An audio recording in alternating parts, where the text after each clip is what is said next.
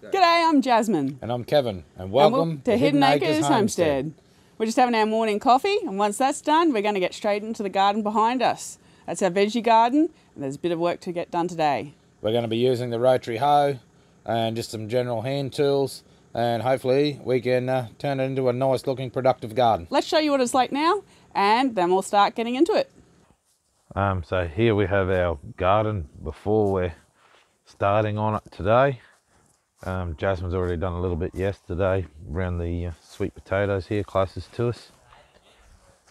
This was a tomato garden last year, and as you can tell, we have a very good crop of volunteer tomatoes, but unfortunately we can't tell what variety they are, so they're all coming out. In amongst it, you'll see there's marigolds. Jasmine's going to be transplanting those. She would like to keep those. She uses them as companion plants for the tomatoes, and we grew them last year just down here further, and they were nice. Companion plant's a plant that is mutually beneficial to something that you've planted. So like tomatoes, you can plant marigolds beside them and it'll keep certain bugs away and stuff without needing sprays. Okay, you can see here where the marigolds were last year. That's basically overgrown with grass now. See a few flowers still lingering on. Then we move into our chili patch. These done really well, but the chilies are just way too hot, so we're going to go away from those. We also planted them too close together, so there's no gaps between them, and you're walking through chili bushes. It's not very nice. This plant that we have here, I bought years ago. It's what they call a ciso spinach. You can't eat it. We don't particularly like it, but we have found that our chickens absolutely love it. So I've kept a couple of plants going, so eventually we can plant a garden for the chickens.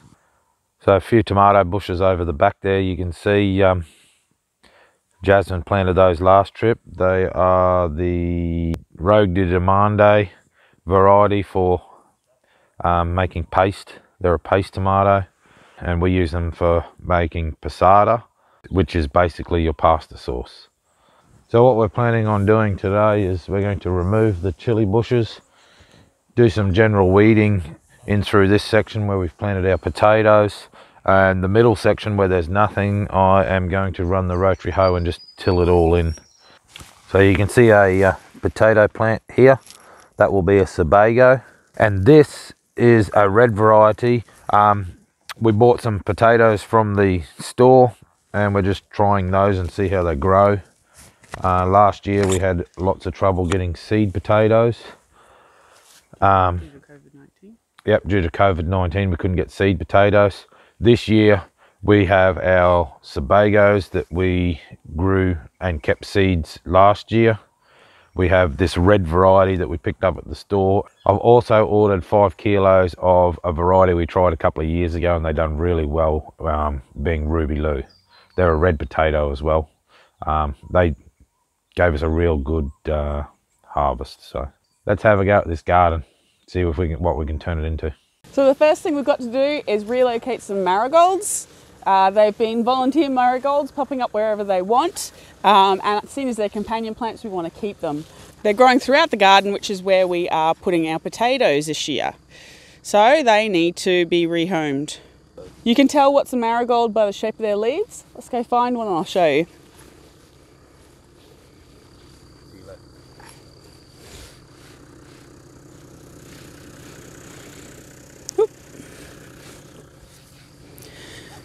Right, so if you have a look at this plant right here, you can see that the shape of the leaves, they're quite different to everything else that's in our garden. At the moment we have a lot of tomatoes, which are all getting ripped out, and grass, and a few other little thistle plants. I'm not too worried about whether we harm the marigolds too much. I've already got some others growing, so these are all just bonus ones. So what we're going to do is just use this little hand shovel, dig down as deep as I can, and pull the plant out. And anything like the grass can go. And as you can see, there's actually 2 marigolds in this one, but that's alright, we'll just leave them together. We've got a nice ball of roots right here. And we're just going to go and relocate them. So let's go find its new home for it. I can't keep up.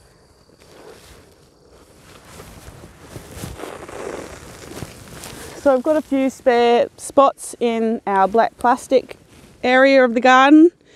This is where we're planting our tomatoes, so it'll be good to have these companion plants right in the mix of it. So I'm just trying to dig a suitable size hole and kind of shove it to the sides under the black plastic so I can just get it out of the way while I plant the marigolds.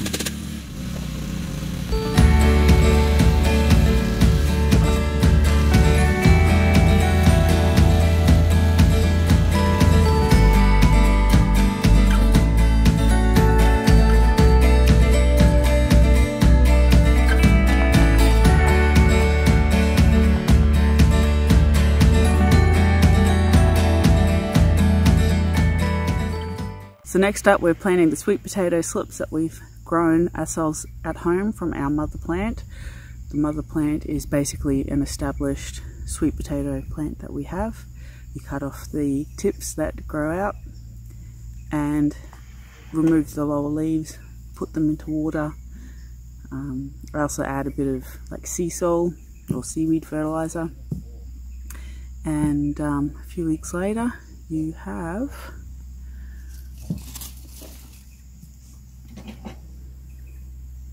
lots of nice you'll have lots of nice new roots on your slip. So I'll be planting these out into our garden.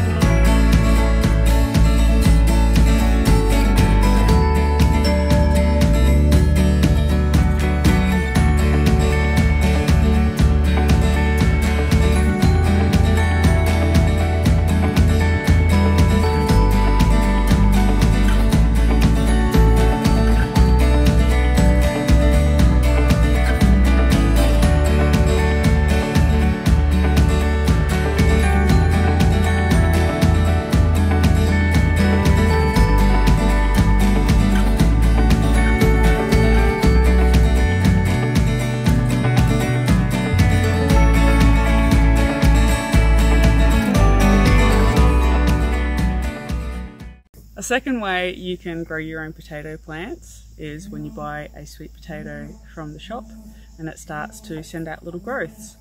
Now let them continue to grow till they're about 20 to 30 centimeters. You snap them off at the base, so this is what they look like.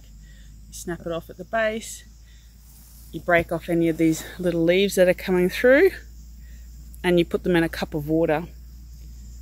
So if you do that with this plant, you'd end up with 2, 4, 6, 8, 10, 12, plus a few more. So at least a dozen just from this one potato. Alternatively, if you're wanting to fast track your gardening efforts, you can just plant this whole potato, which is what we're going to be doing today. Planting a sweet potato is similar to planting a lot of other plants. We're going to be burying this potato and covering the bases of these plants to about here.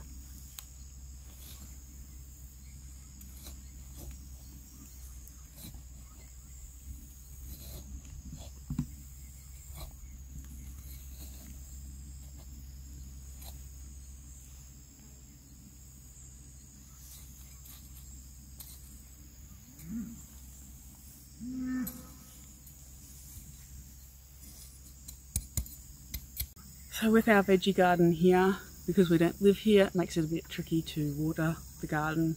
So basically we don't water it. It's just reliant on the rain and to see how it goes. This is our third time we've planted here, and so far we've done pretty well with that method. And eventually in the future we will set up a permanent sprinkler system, but for now this method seems to be working well enough. So last for today, we're going to be planting our ruby blue potatoes. Kevin ordered a 5 kilo pack of them that came in the mail in a nice cardboard box, well packaged, and we're going to get them in the garden today so we can grow some more. We're just going to dig a trench and drop them in, much the same as we've done the other potatoes, and see how they go.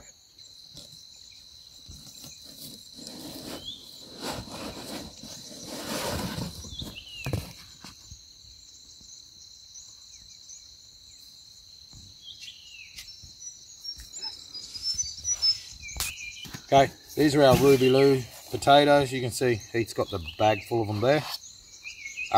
They're all just starting to sprout, so we can just plonk them in the ground and hopefully they'll turn into more potatoes. So we've dug a bit of a trench here. I'm going to continue on with the rest of them later on. So basically we're just aiming to put the potato under the ground and just backfill.